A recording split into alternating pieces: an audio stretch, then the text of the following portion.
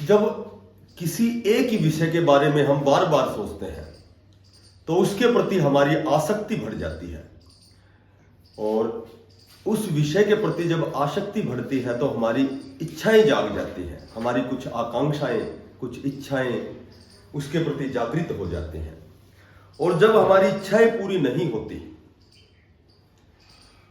तो हमें क्रोध आता है, और क्रोध के आने से मोह उत्पन्न होता है।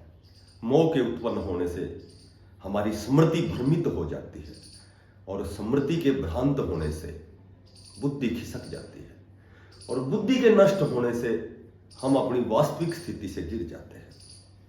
आज हमारी दिल्ली पुलिस की मैथमेटिक्स की अगली क्लास है।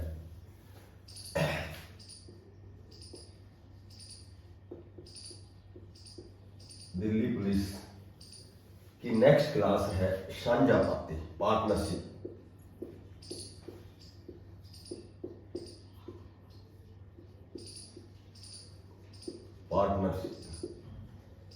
देखो, सांझापाती का एक ही सूत्र आपको ध्यान रखना है कि दो व्यक्तियों की पूंजियों का अनुपात, फर्स्ट व्यक्ति की जो पूंजी होती है और सेकंड व्यक्ति की पूंजी होती है, दोनों व्यक्तियों की जो पूंजियों का अनुपात होता है वो हमेशा उन दोनों के लाभ के अनुपात के बराबर होता है। जितनी पूंजी व्यक्ति लगाता है व्यापार में, लाभ उसको उसी अनुपात में प्राप्त होता है। जो कम पूंजी लगाता है उसे लाभ कम प्राप्त होगा, जो अधिक पूंजी लगाएगा उसे अधिक लाभ होगा। मैं कहूं कि एक व्यापार है, एक व्यापार में ABC, राम, श्याम, मोहन। राम ने 5,000 रुपए लगाए और कुछ पूंजी लगाकर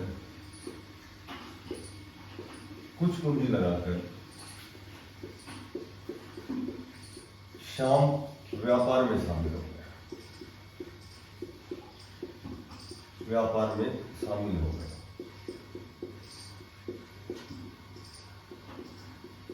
ठीक है। वर्ष के अंत में उन्हें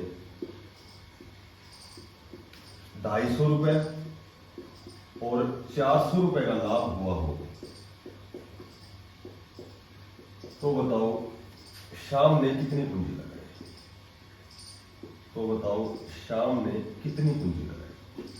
अब सुनो, मैंने बताया है कि दोनों की पूंजियों का अनुपात लाभ के अनुपात के बराबर होता है। पहले व्यक्ति की पूंजी 5,000, दूसरे व्यक्ति की पूंजी हमें निकालनी है, इसको हम x से डिनोट करते हैं। पहले का लाभ 250 रुपए और दूसरे का लाभ 400 रुपए, और इसको क्रॉस मल्टीप्लाई करेंगे, x की वैल्यू आएगी, वह है श्याम की पूंजी आ जाएगी। 5 पंजू 25, 5 8 40, और ये कट गया। 5 को x से करेंगे 5x, और 8 पंजू 40,000, और x निकालेंगे तो 8,000, यानी कि श्याम की पूंजी आ गई हमारे पास 8,000।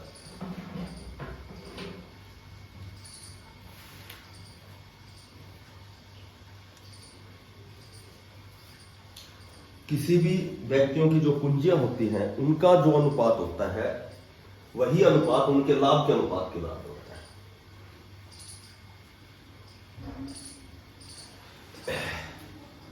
ए ने एक व्यापार में 76,000 रुपए लगाए। अब कुछ मास बाद बी 57,000 रुपए लगाकर व्यापार में शामिल हो गया।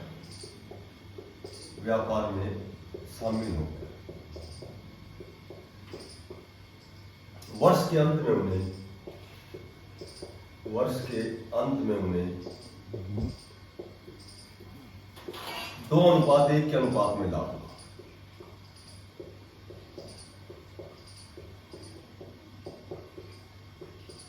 तो बताओ बी कितने मास बाद आया? या फिर मैं कहूं कि बी ने जो अपनी पूंजी है कितने मास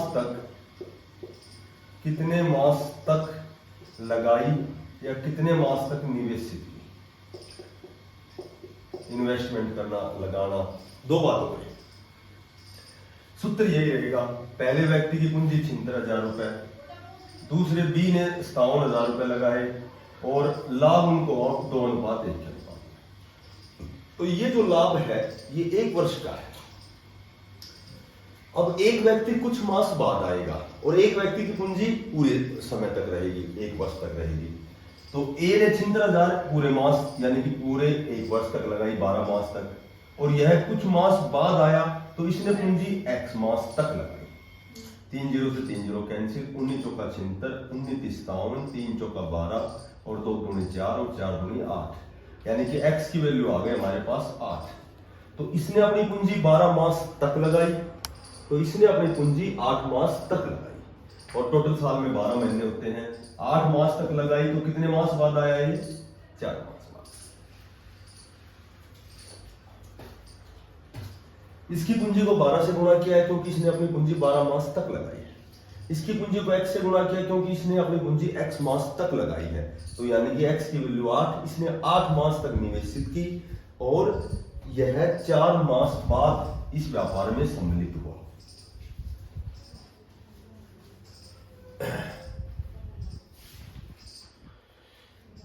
ए ने एक व्यापार में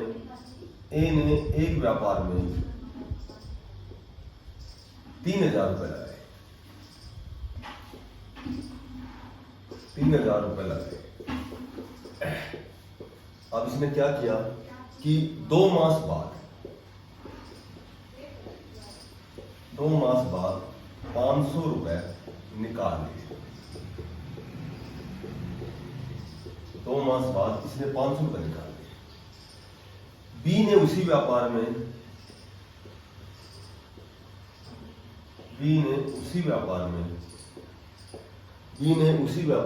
4,000 रुपए लगाए, 4,000 रुपए लगाए और 3 मास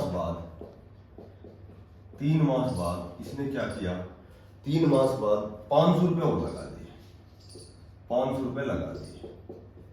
अब इसमें पूछा जाएगा कि इनकी जो पूंजियां हैं, इन पूंजियों का अनुपात क्या है? पूंजियों का अनुपात क्या है? अब देखो ये हो गया A B C Ram Shyam Mohan. इसने लगाए 3,000 रुपए और इसने लगाए 4,000 रुपए। साल में होते हैं 12 महीने। अब इसने क्या किया? ए ने 2 मास बाद 500 रुपए निकाल लिए। अब 3,000 में से 500 निकाल लिए तो इसके बच गए 2,500 रुपए। टोटल 12 महीने होते हैं। इसने 2 मास बाद, ये पूंजी तो इसकी 2 मास की हो गई और टोटल 12 में से 2 मास की पूंजी तो 3,000 हो गई। ये 2,500 रुपए 10 मास की हो गई टोटल 12 महीने बनाने में। तो ये इसकी पूंजी हो गई। अनुपात, इसने 3 मास बाद, ये पूंजी हो गई 3 मास की, 500 रुपए और लगा दिए, हो गई 4500। ये पूंजी हो गई 9 मास की। तो इसकी हो गई 3 दूनी 6, 25 और 6 31,000 पूंजी तो हो गई ए की, और इसकी 4 थी 12 और 9 पंजू 45 और 40,500 प्लस 12,000 और इसकी हो गई 52,500। काट के बाद जो भी बचेगा वो रेशियो बचेगा।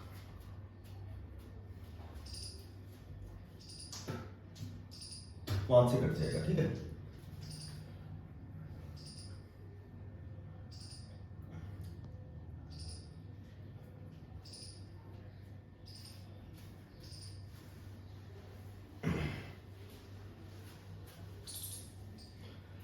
इक्यासी को 3 भागों में इस प्रकार बांटो। 81 को 3 भागों में इस प्रकार बांटो कि पहले भाग का 1/2, पहले का 1/2, दूसरे का 1/3, दूसरे का 1/3 और तीसरे का 1/4 और तीसरे का 1/4 परस्पर बराबर है, परस्पर बराबर है। तो बताओ दूसरा भाग क्या है, या तीसरा क्या है, या चौथा क्या है, नहीं सॉरी, पहला क्या है, दूसरा क्या है, तीसरा क्या है। जब भी परस्पर बराबर आता है तो तुम्हें एक ही बात ध्यान रखनी है, ये पहला भाग हो गया, ये दूसरा हो गया, ये तीसरा हो गया। जब भी इस तरह की कंडीशन हो कि इसका 1/2 और इसका 1/3 और इसका 1/4 यदि बराबर है तो ये बराबर परस्पर एक के हैं, ठीक है। तो जब एक में 1/2 का भाग देंगे तो मोटी बात यह है, जो भी भिन्न है, अंश बटा हर होता है, तो इसको जब परस्पर बराबर आता है तो इसको चेंज करना है। 1/2 का 2/1 हो गया, एक तो सभी के अपोन होता है, 3/1 हो गया, 4/1 हो गया, अनुपाती योग आ गया, 4 3 7 और 2 9। अब कोई भी भाग निकालोगे, पहला भाग निकालोगे तो अनुपात बटे अनुपाती योग और गुणा कुल, तो इसका जो पहला भाग आएगा वो 18 आएगा। दूसरा भाग पूछे तो 3/9 अनुपात बटे अनुपाती योग गुणा कुल।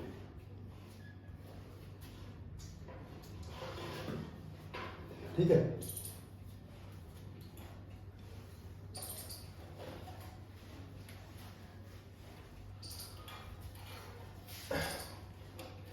ए तथा बी, ए और बी दो साझेदार हैं,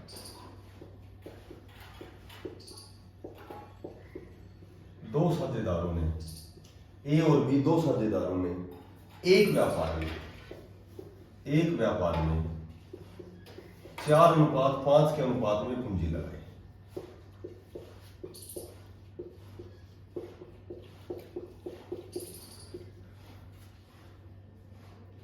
तीन मास बाद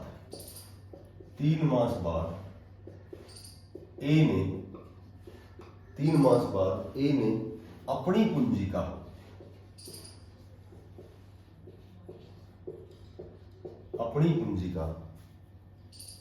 1/4 भाग तथा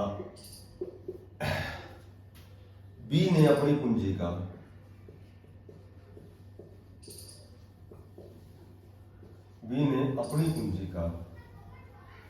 1/5 भाग वापस ले लिया। 1/5 भाग इन्होंने क्या किया, वापस ले लिया। अब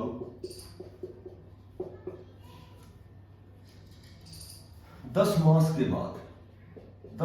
बाद 760 रुपए के लाभ में,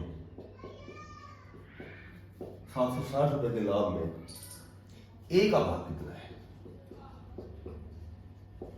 ए का भाग कितना है।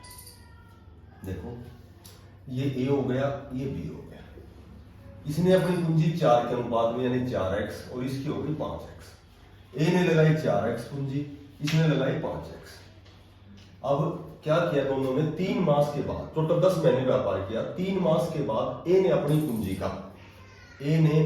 पूंजी का इसकी पूंजी है 4x, अपनी पूंजी का 1/4 भाग निकाल लिया नहीं घटा दिया, 4 से 4 कैंसिल, 4x में एक इसकी पूंजी बच गई 3x। इसने अपनी पूंजी का 3 मास बाद ही इसने क्या किया, अपनी पूंजी का 1/5 भाग, इसकी पूंजी 5x है, इसका 1/5 भाग, यानी कि 5x में 1x, इसकी बच गई 4x। ये हो गया ए, ये हो गया बी। इसने 4x पूंजी लगाई है तो 3 मास तक तो इसने 4x ही लगाई है। अब 1/4 निकालने के बाद इसकी बच गई 3x। ये पूंजी कितने मास की हो गई है, 7 मास, क्योंकि टोटल 10 मास है। ठीक है, तो इसकी पूंजी तो ये हो गई। इसकी पूंजी बी की शुरू में थी 5x, ये तो थी 3 मास तक, और फिर इसने 1/5 निकालने के बाद बच गई इसकी 4x। ये पूंजी कितने मास की हो गई, 7 मास, क्योंकि टोटल 10 मास है। यदि 12 मास होते तो इनको 12 महीने में डिवाइड करते, अब ये 10 मास है। ये 4 के 12, 7 के 21, कितने हो गए 33x, तो ये हो गई 5 दिया 15 और 7 तो 28, 38 5 43x ये हो गया। ठीक है, 33:43। x से x कैंसिल, अनुपाती योग कैसे निकालेंगे, 33 और 43 कितने, अनुपाती योग क्या हो गया 76। किसका भाग पूछा है, a का भाग। a का अनुपात क्या है हमारे पास 33, अनुपाती योग क्या है हमारे पास 76, कुल लाभ कितना है 760। तो ये इसका जो भाग आएगा 330। बी का भी इसी तरह निकाल देंगे।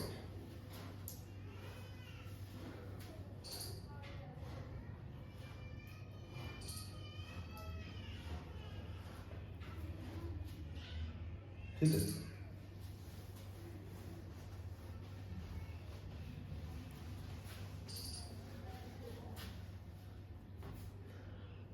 एक व्यापार है कोई, एक व्यापार में ए ने कुल पूंजी का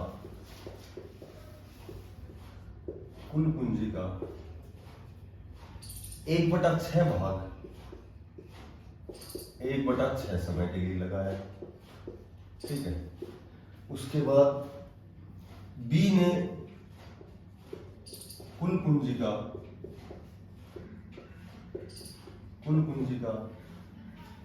1/3 भाग 1/3 समय के लिए लगाया।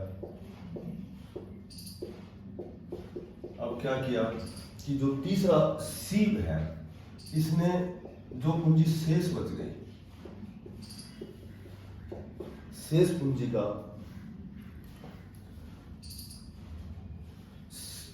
जो शेष है, पूंजी का शेष जो भाग बच गया पूरे समय के लिए, पूंजी का जो शेष बच गया, शेष भाग है, यह है पूरे समय के लिए लगाया। अब समय नहीं पता कितना है, पूरे समय के लिए लगाया,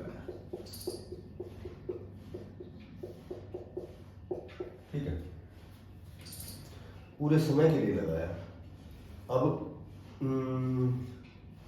तो 4600 रुपए के लाभ में, 4600 रुपए के लाभ में बी का भाग क्या है, यानी कि अब हम मानते हैं कि पूंजी को तो हमने एक्स मान लिया और समय को मान लिया वाई, ये इससे आसान हो जाएगा। पूंजी एक्स है, समय वाई। पूंजी का 1/6, एक्स का 1/6 यानी कि x/6 पूंजी y/6 समय के लिए, ये पूंजी तो एक ही हो गई। बी की पूंजी कुल पूंजी का 1/3 और समय के 1/3 के बराबर इसमें लगाई। शेष भाग बच गया, टोटल पूंजी हमने x मान ली, तो शेष भाग बच गया यानी कि x/6 लगा दी ए ने प्लस x/3 लगा दी बी ने, ठीक है। अच्छा, x माइनस एलसीएम आ गया 6, 3x x और प्लस 2x यानी कि 3x/6, x माइनस 3x/6, 3 दूनी 6 यानी कि x/2 पूंजी बच गई। अब ये हो गया ए, ये हो गया बी, ये हो गया सी। ए ने लगाई x/6 पूंजी, इसने लगाई x/3 पूंजी, इसने लगाई x/2 पूंजी। इसका समय है y/6, इसका समय है y/3 और इसका पूरा समय है y, ठीक है। तो ये आ गया xy/6 36 अनुपात xy/3 अनुपात xy/2। एलसीएम आ गया हमारे पास 36, xy अनुपात 4xy अनुपात 18xy और xy से xy कैंसिल और एलसीएम भी कैंसिल हो जाता है, तो इनकी पूंजी का अनुपात आ गया 1/4 और अनुपात 18, ये इनकी पूंजी का। अब पूंजियों का अनुपात तो हमने निकाल दिया, पर इसने बी का भाग पूछा है, बी का भाग। अब बी का भाग कैसे निकालेंगे, अनुपात योग आ गया 18, 4, 22 और 1 23, ये ए का है, ये बी का और ये सी का। बी का अनुपात क्या है 4, अनुपाती योग क्या है 23 और कुल क्या हमारे पास 4600, 23 दूनी 46 यानी कि बी का भाग 800 रुपया। इसको गुणा क्यों कर दिया, इस पूंजी को और समय को गुणा कर दिया, टोटल पूंजी बन गई, ठीक है ना। एक वर्ष के लिए यदि मैं 5000 रुपये लगाता हूं तो 4 वर्ष के लिए कितना हो गया मेरा 20000, तो ये समय है, ये पूंजी, इसलिए मैंने इनको गुणा कर दिया। ये ए की पूंजी, ये बी की पूंजी, ये बच गई, कुल पूंजी हमने एक्स मान रखी है, एक्स में से ए और बी की घटाएंगे तो ये बच जाएगी सी की पूंजी बच जाएगी, ठीक है।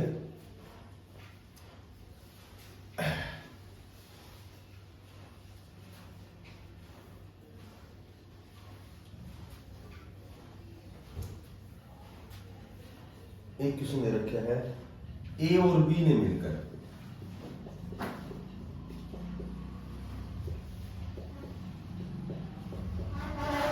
सब्जे में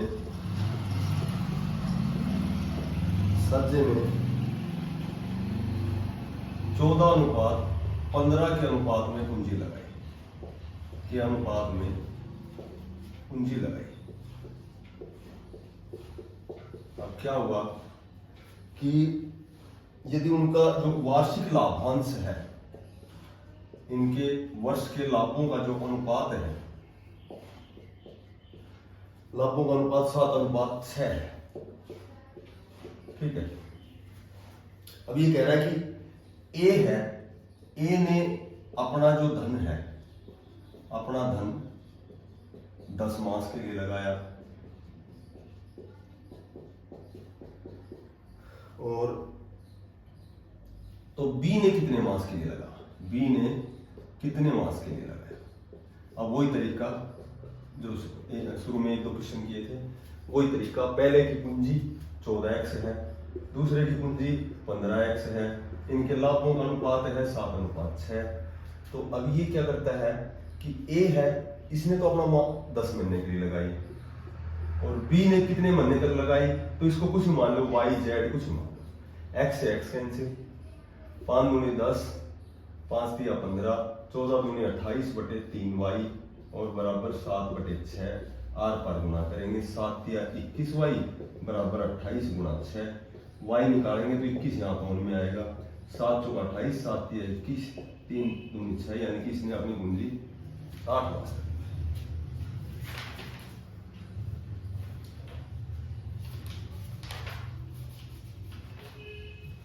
एक लास्ट क्वेश्चन साझा पाती का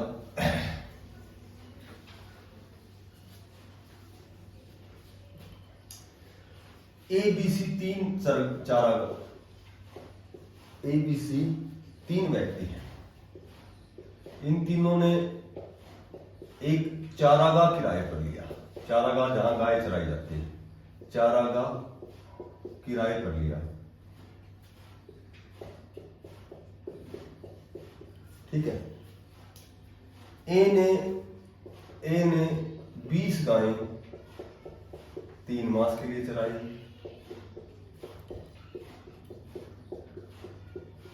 3 मास के लिए चराई। उसके बाद क्या किया कि बी ने 25 गायें, बी ने 25 गायें 2 मास के लिए चराई, 2 मास के लिए चराई। सी ने 15 गायें 6 मास के लिए चराई। ठीक है। अब ये कह रहा है कि ए ने किराए के रूप में